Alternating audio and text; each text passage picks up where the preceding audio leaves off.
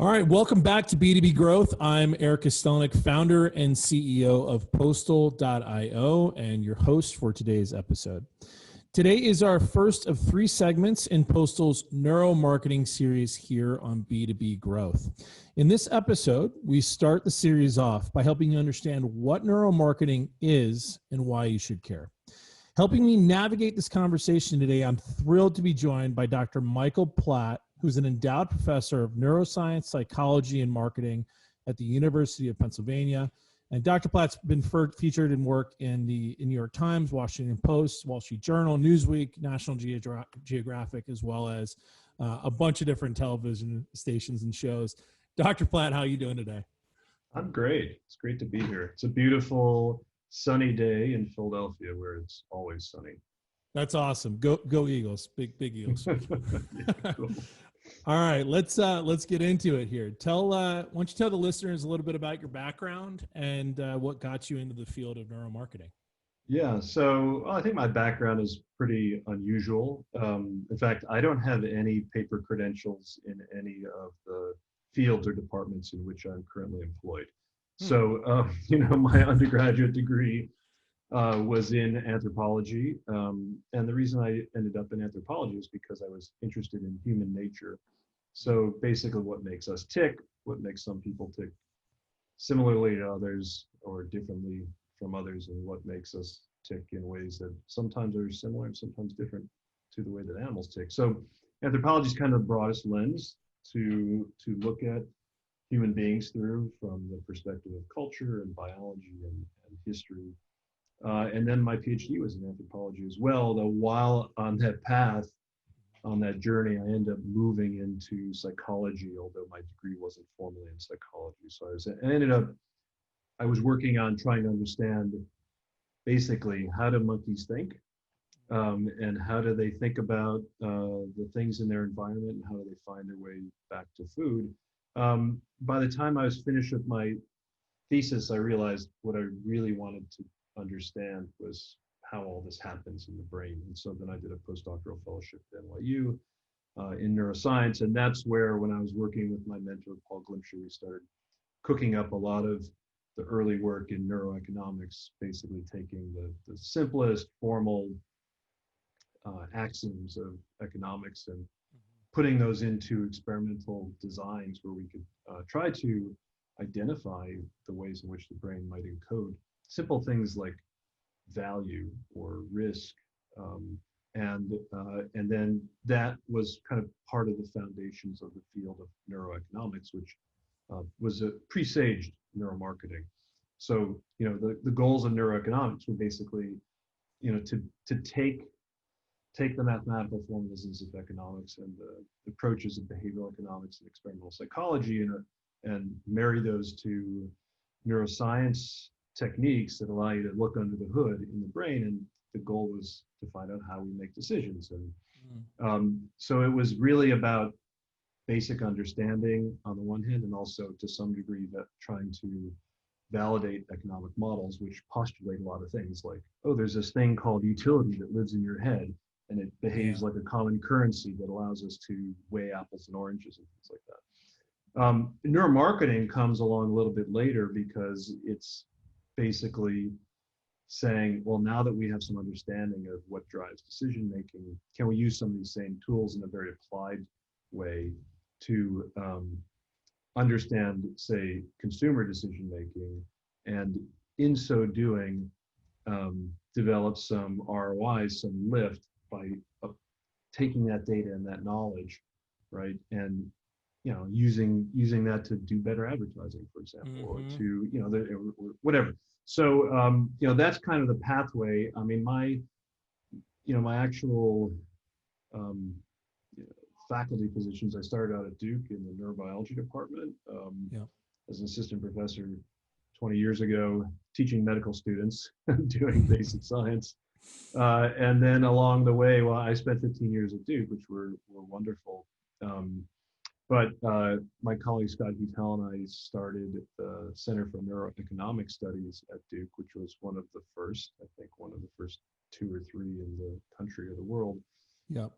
And along the way, whatever. And along the way, I mean, my final position at Duke, I was the director of the Institute for Brain Sciences, and Sure. that kind of put me on the path to where I am today at Wharton, because my task as institute director was to try to not only connect people who are doing neuroscience across the Yeah. university, but to connect neuroscience to other disciplines like business, law, arts, humanities, and which is it's a pretty heavy lift. There's some pretty strong cultural and language barriers there, but that's where it starts to get really exciting, because those are areas that are had been relatively untouched. And so 5 years ago, I had a great opportunity to come here to Wharton and Penn Yeah. and build those bridges institutionally, to take substantial resources and go big. Yeah. I don't think they realized how big we were going to go, but really go big and say, and we decided to be very ambitious and very broad.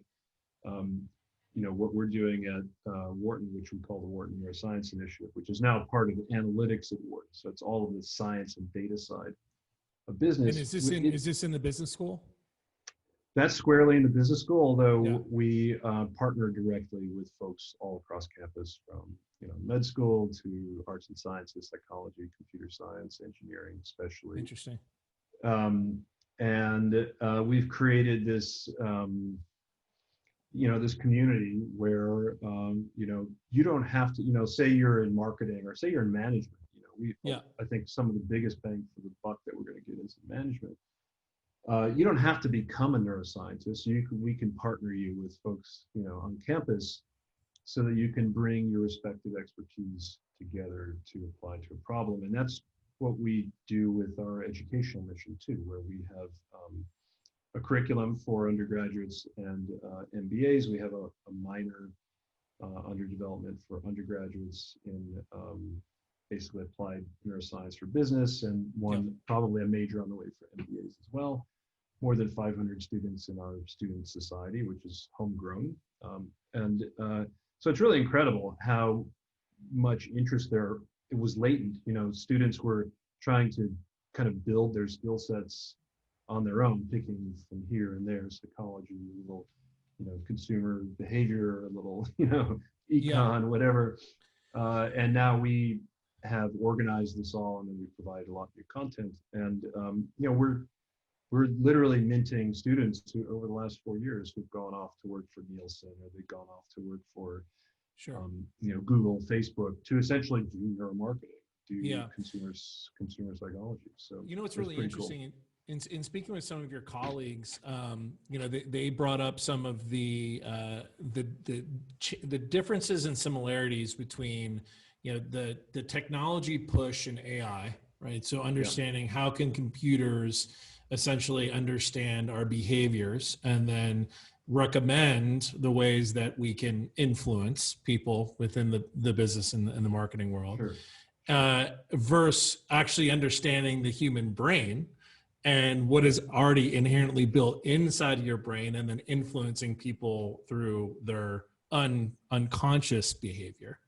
And how, if you can bring those two together, it becomes extremely powerful. And to take a step back, I know a lot of our listeners probably are thinking, "Oh my gosh, like how can I use this practically? This sounds like an academia, discussion." So I think, to put it very basically, to take what you had mentioned, is that it's really the understanding of the brain, how you make decisions, economic decisions, your risks, your risk profile inside, a risking value profiles inside the brain.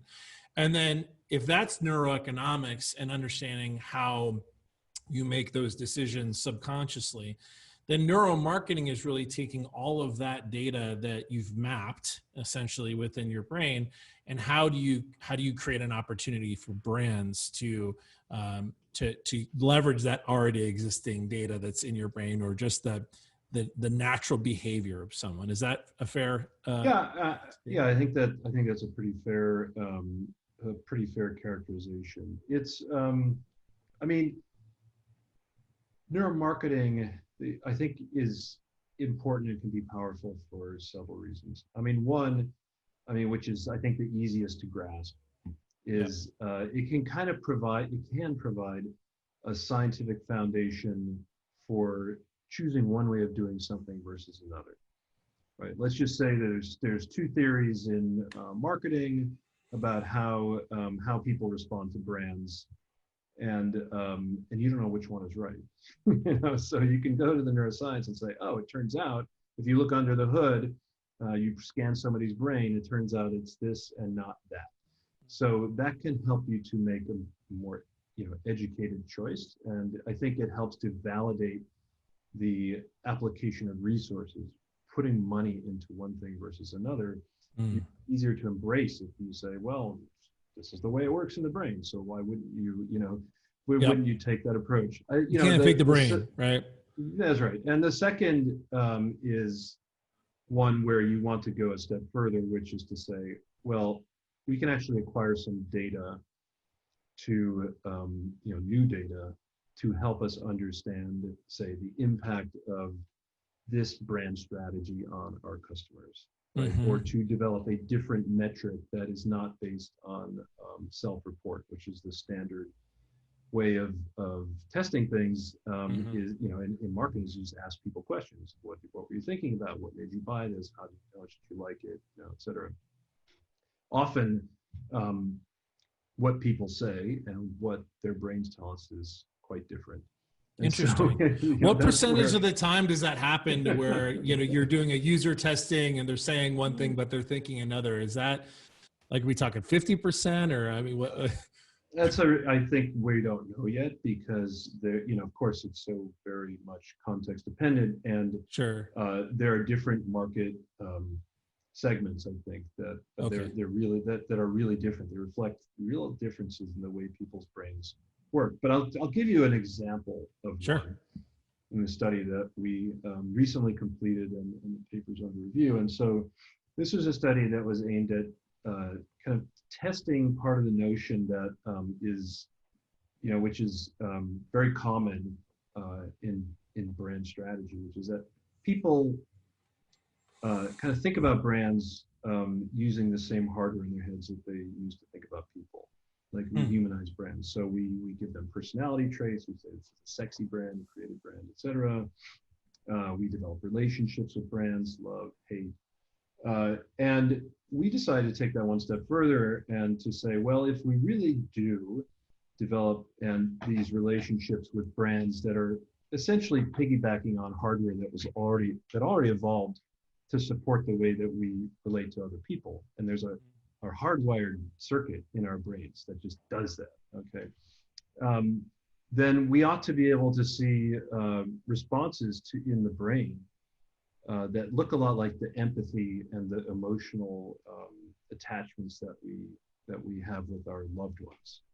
Okay, so that's sort of the idea. Like, so what we did is we brought people to the lab what we did was we focused on smartphones, because those are a thing that people seem to care a lot about.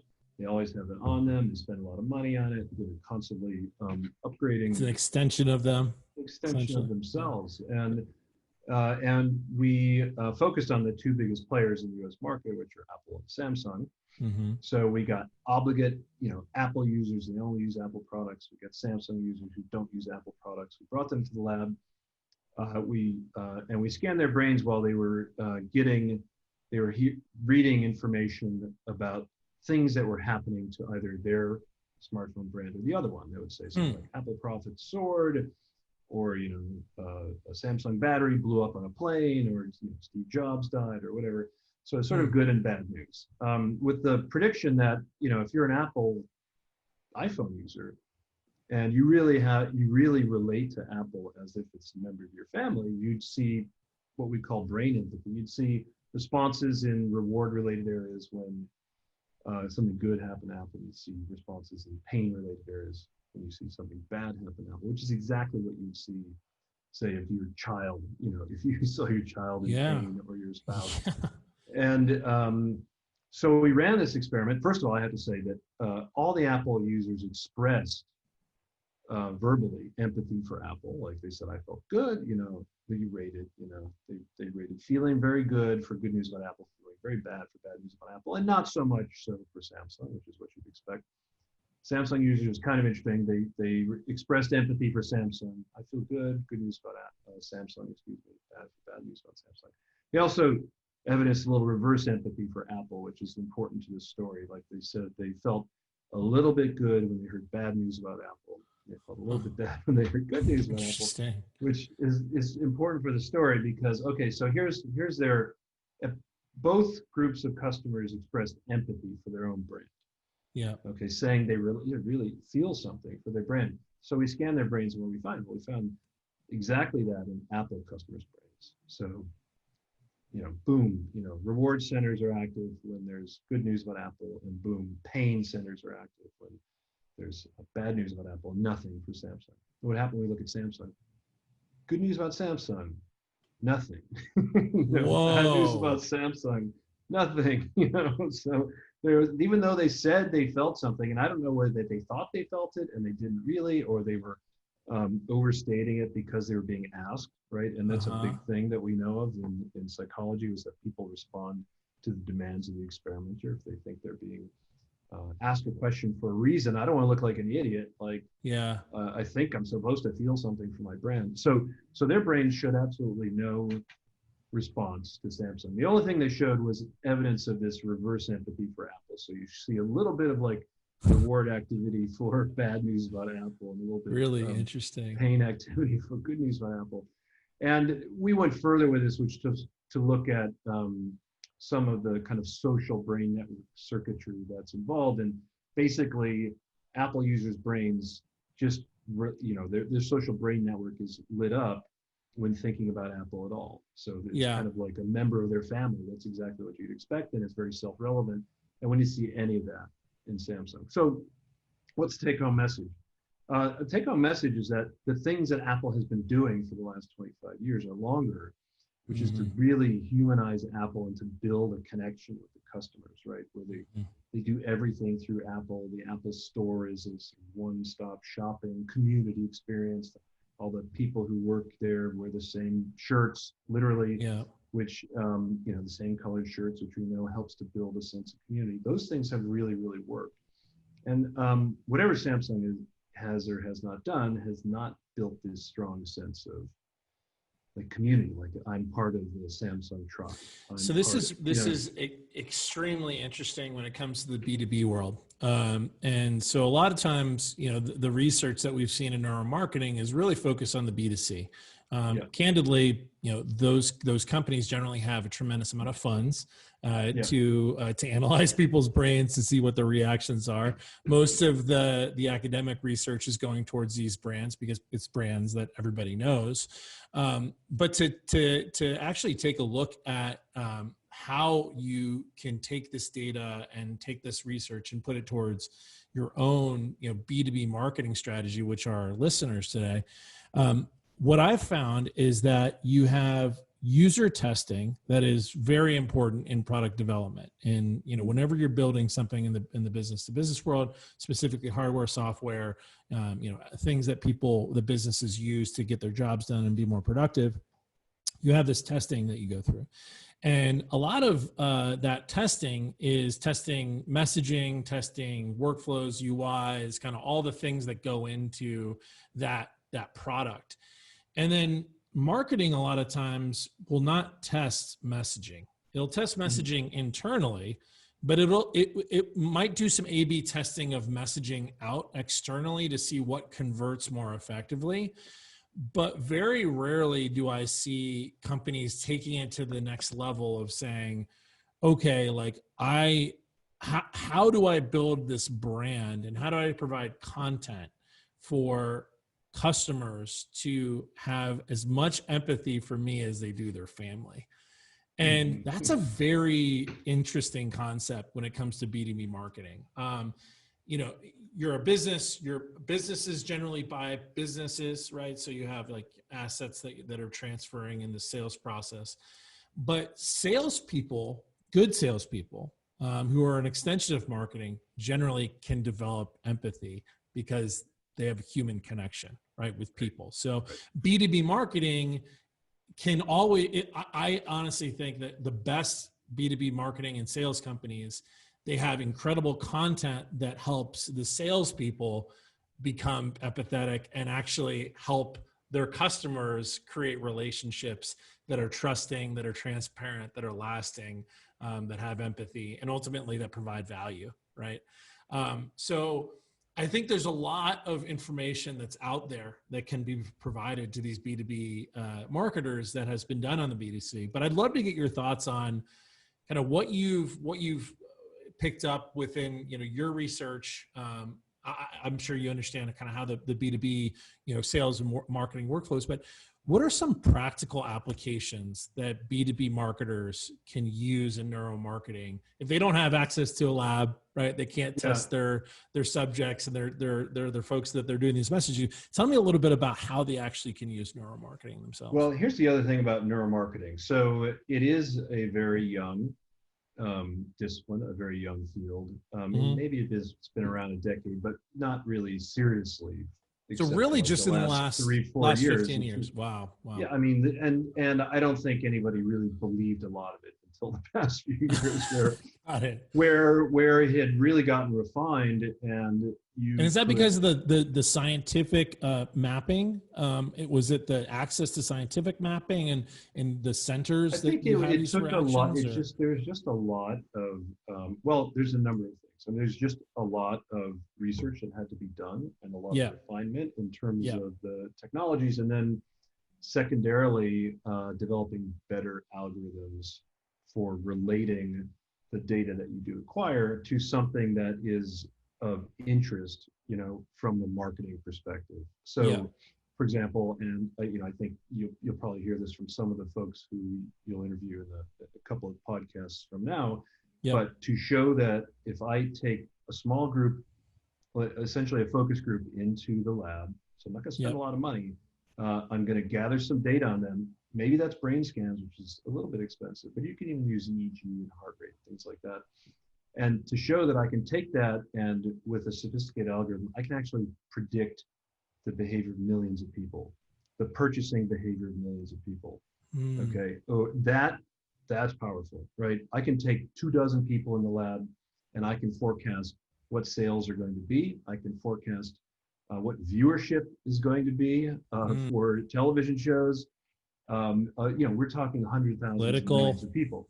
Political stuff is absolutely. So, that's, I think, where we're now, that made a believer out of me. I mean, and I think that can scale up in a variety of ways. And for the B2B application, first of all, I wish your listeners could come to my class that I teach for MBA students and for undergraduates, which is called Introduction to Brain Science for Business. The end project is a new, they have to create a startup that will that will develop something new, some new application of neuroscience to business. And by and large, it's like, I don't know, 80% of the things they come up with are B2B. I mean, and they're great. They're really cool. By the way, students generally lean towards B2C. I mean, that's like students generally know, like, but if they're, that's awesome. But the reason why they're really going hard at B2B is just so much more money there. So there's a ton of opportunity.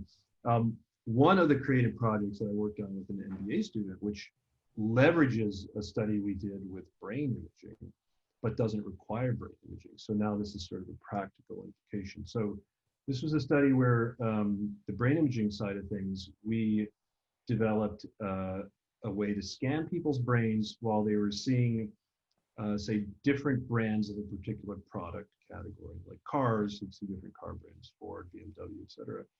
And we know that if you just ask people to, if they're sitting there, you just said, write down all the car brands you think of, the order in which they write them down is perfectly correlated with market share. Same for beer, same for whatever. So kind of leveraging off that brand equity observation, we thought, well, we know something about the way that kind of concepts are structured in your brain, and that two concepts or two words that seem closer in meaning have more overlapping kind of representation in your brain. Just the pixels, the spots on the brain that are activated will be much more overlapped than if two concepts are very different from each other. So we thought, a brand that shows more overlap with the word car is actually going to be one that is more similar to a car in the mind of a consumer, of a customer, and therefore should predict market share, blah, blah, blah. And we also were able to show that that could lend itself toward brand extension. So this is, I think, a really interesting opportunity that if we take a different concept like computer and we look at the mapping between car brands and computer, the car brands that look more like computer in your brain are going to be the ones that show a greater fit with that idea, and in fact should do better, should be treated by the average consumer as a better idea of a computer maker. And so it turns out that's true. It's like, what are the ones that had the best overlap look like? They were BMW, which actually turns out to make a high-end gaming computer, Honda, Toyota. What were the ones that were the worst? They were like Ford, Chrysler. Like, are you going to buy a Ford computer? Are you going to buy a Chrysler computer? Probably not. Doesn't sound like. So that sparked an idea in an MBA student's head, which is like, wow, we could use this same approach for mergers and acquisitions. Okay, so this is a pretty cool idea. We didn't look at that mapping, but instead we used a proxy, which is based on personality. So we had people, consumers, fill out this sort of personality metrics for different companies that were involved in acquiring another company. So, and basically our hypothesis was if the personalities in this sort of multidimensional space were more similar, then that would be a better fit and they would have better sales. And that's actually what we found.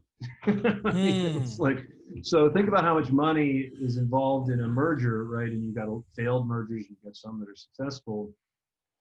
If you could use this brain, neuroscience derived approach, but it doesn't involve it. You don't have to scan anybody's brain or anything. It's a derivative of that approach. And now you ask. So you're drawing correlations. It's correlations of the research that's already been done with the existing opportunities. That's exactly right. And so based on this, you could predict the effectiveness, the likelihood that this merger will actually pay off. What was the confidence rate on it? I don't remember. I mean, we're still in the middle of that paper, and it reminds me that I need to connect, circle back to that student. Love to hear a follow-up on that. Yeah. So I think, again, that's a novel concept and a novel kind of algorithmic approach that came out of neuroscience. I think some of the best, I mean, this, especially if you have a technology company and you're starting a business, fake it till you make it is obviously what you want to do. And I've done that quite a few times. But when you fake it to make it, before you make it, generally what you're looking is, what are the established companies out there doing? What are the best brands within your market doing? And how can you borrow some of those strategies? Obviously, they have a lot more critical mass to be able to determine this has worked or this isn't. I don't think it's been based on neuroscience. I think it's actually just been based on conversion rates, right? Internally conversion rates, so that they see, hey, this works better than this. Hey, I should try this landing page, these words, whatever else. So when we think about the next 20 years of neuroscience and neuromarketing, it seems to me that we could be running into an ethical situation here. If we map the brain, if we understand the pleasure centers and the distress centers of the brain, and we actually are building brands to obviously build empathy and try to build a brand that you have a personal relationship, and we've figured out people's minds. What happens to choice at that point? What happens to the power of being able to choose? I mean, people have been worried about this, rightfully so, for a long time. And I think the only thing that's happening here is we're bringing even more, power, and more different kinds of data to bear on the same question.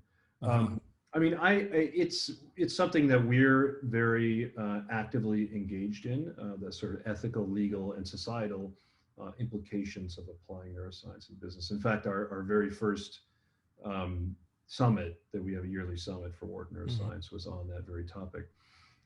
It's important. Scientists don't have exclusive purchase on the answers. So I think this is something that we have to grapple with as a society and as business people.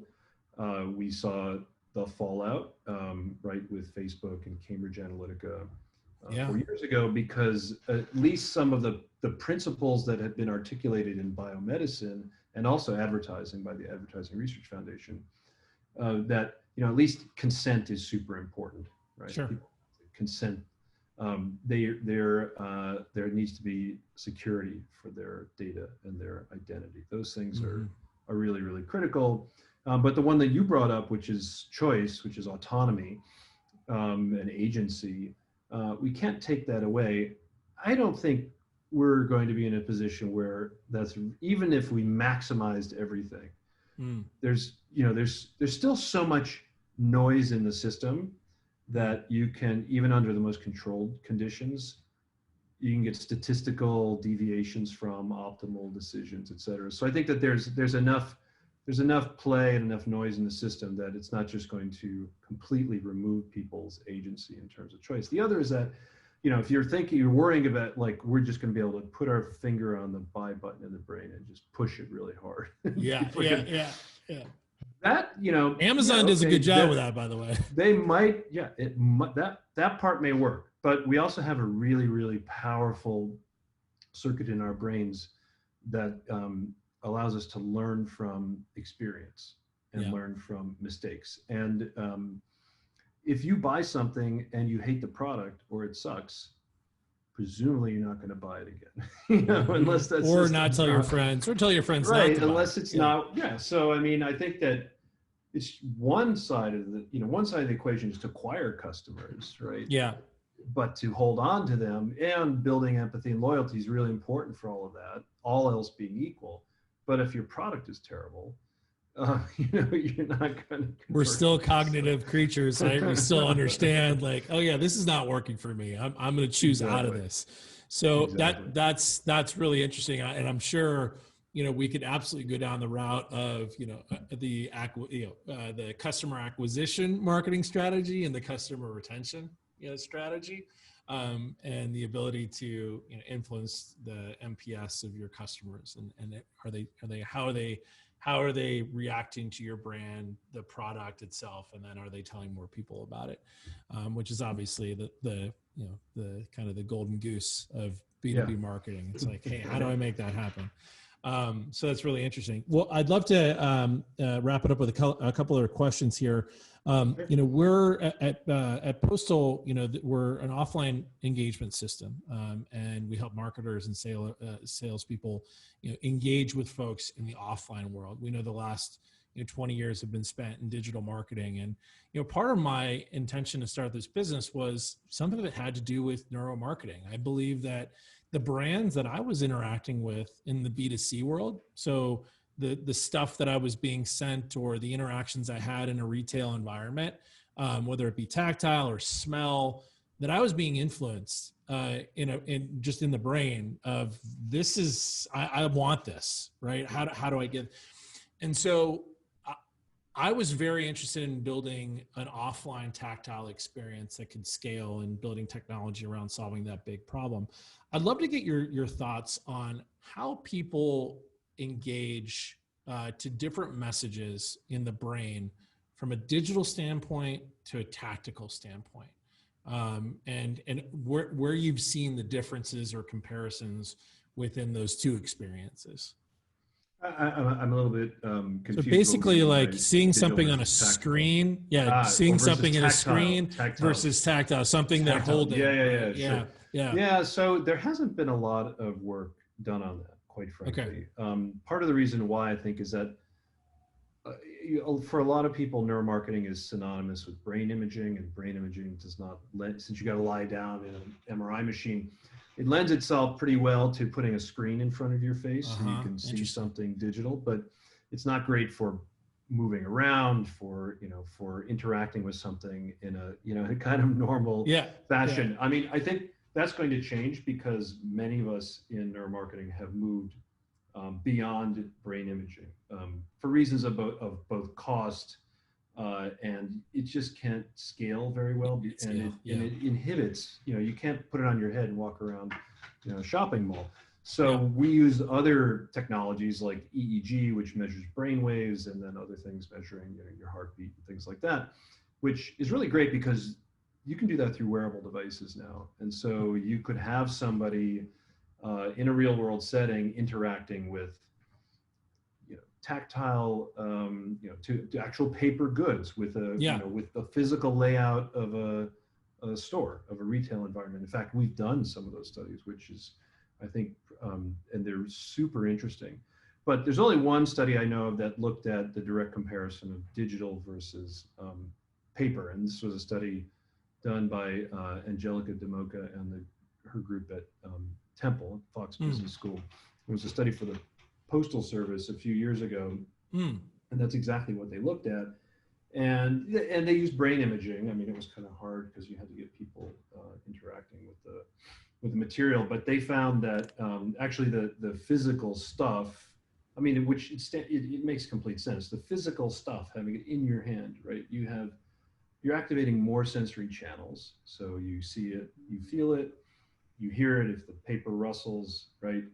It's in your haptic space, which is special in terms of motor control. And so there was more of the brain activated. There was a sort of seemed like greater drive in reward centers and centers that are kind of involved in attention and engagement.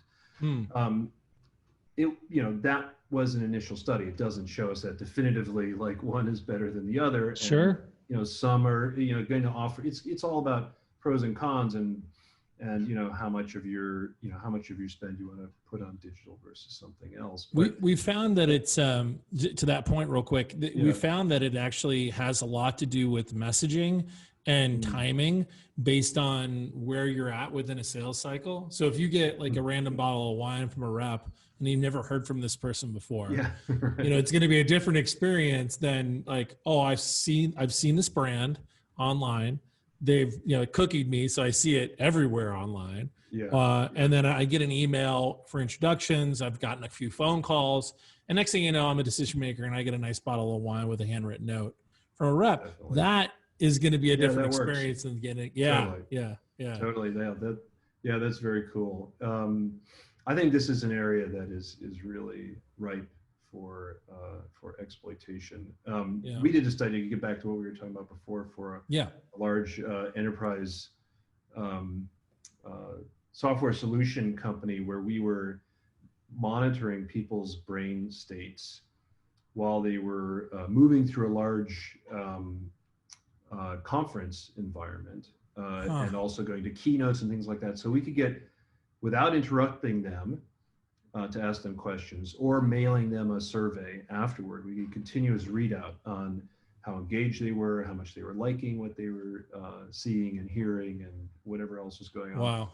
And it was pretty cool because we could, and we also had trackers on them. And so we could predict like which booths they would visit and how long they would spend there, and their whole path through this environment, just from the brain data, which I think there's so much potential there in terms of what you could do with that, in terms of what you invest in. And it could be in a retail environment, you name it, how you lay things out, what works in terms of driving engagement, which it turned out a lot of that was social interaction. So something where there's a person there is much more motivating and engaging, and would drive people in. And the other thing that was really fun was like watching people's brain activity during keynotes, where these were all people who were ostensibly this was their company, and so they're sitting there watching keynotes by the CEO of the company, by entertainers like Bear Grylls, sold out of Brian, Tim Cook. It was pretty fun because like you had some people who were up here in like high engagement, liking you a lot, like Bear Grylls, and then you had like Tim Cook down in this quadrant. Like, I don't know what they spent on him, but it was like, low engagement, want to leave, but I can't. Yet he is the most influential, apathetic or Exactly. empathy-based brand that everybody loves. That's right. You know, Well, they might so not love him, but felt they like love his. they had to stay there because they had to hear what he was going to say. But their brains were saying, I really find this boring, and I really don't like what I'm hearing. Wow. Well, I mean, especially when you're spending, I probably can guess who you're talking about, but you probably can imagine how much money they're spending on those events to try to engage their customer base or their employee base and mobilize for productivity or sales or whatever else. So that's extremely interesting. It sounds like we're just scratching the surface with what the opportunity is for this space, and it's amazing to hear that Wharton and Penn are spending the capital needed for the research, for the resources, to really document what the future can be with this. And as much, I did some studies at MIT on artificial intelligence, and as much as I want to love the path that AI can take us and decision making and recommendation engines and making sense of big data sets, I think we're missing out, and maybe this is kind of the entry point of really what does the human brain want, and how can you help your customers or help tailor your message to the way people actually behave and the way they think and what makes them tick. And that is something that's extremely important when it comes to marketing. And I think, your research is going to be imperative to that in the future. So I really appreciate you joining me today, Dr. Platt. Thanks so much. If there's where can folks learn more about you, more about the information that we've been talking today? Sure. They should check out our website for the Wharton Neuroscience Initiative, neuro.wharton.upenn.edu, and also analytics at Wharton. So one of just speaking to the question of AI and analytics, in the last couple of years, Wharton has created this sort of Uber umbrella that is analytics at Wharton, and within that lives neuroscience, lives people analytics, customer analytics, Penn Wharton budget model. So kind of all the data-driven sciences. And so we're explicitly marrying those together. So we're saying that you get more by synergizing with observable data about what people do, and then what we can understand by looking under the hood in terms of what their brains are thinking and feeling. So it's so I encourage them to, go to analytics at Wharton, go to Wharton Neuroscience, and you're going to find a lot of really great stuff. That's awesome. This has been the first part series of 3 segments in Postal's takeover from B2B growth on neuromarketing. Dr. Platt, thanks so much for joining me today, and we hope to see everybody in the next couple episodes. Thanks so much. Thank you. It's been great. Awesome. All right. Very nice. That was fun. That was really cool. As you can imagine, this stuff, I think this one, outside of the other ones, this one really people are going to grasp and be like, okay, it's not about just, testing everything in the world to see what works. It's actually, how do I start thinking about, because that's really when you don't have access to brain scanning machines, which every single B2B marketer does it, right? The majority of them, at least. How can you actually leverage the existing data that's out there? And I say it all the time, if for the salespeople thing was totally right too. And I've seen it in multiple businesses I've been in. And I was like, if you're a robot and not creating connections with customers, then we're going to lose. And that's the only difference of why you have a salesperson or not. You send someone straight to the product to buy, or you send someone to a salesperson. The only reason why you send it to salespeople is they create human connection. But if a brand can create human connection, then that's going to be more important. And dude, that's great. Well, I don't know if there's anything I can do to help. I'm always willing to help. If there's anybody, from in your classes that, want to chat with me or whatever else. Cool. Or if you have any opportunity to be a part of some of the sessions, I'd be happy to chat about what I see as well. Yeah, that'd be awesome. I mean, one of the things that our student society does is we have these brain biz lunches. I mean, in non-pandemic times, they're in person, but they'll probably be virtual for this year. But what those are explicitly designed for folks who are practitioners who are in the business community in some way or another to talk to and with students about what they do and why they think neuroscience and related analytics might be important, how they might use it. And the students really value that because they're thinking about careers and they want to think about ways in which what they're studying can be practically applied. And also it's a networking thing. So, happy to loop you in if you're interested in doing that too. Yeah. And I think from a technology, I always think about, okay, what's the business opportunity here? And I'm sure your students are as well.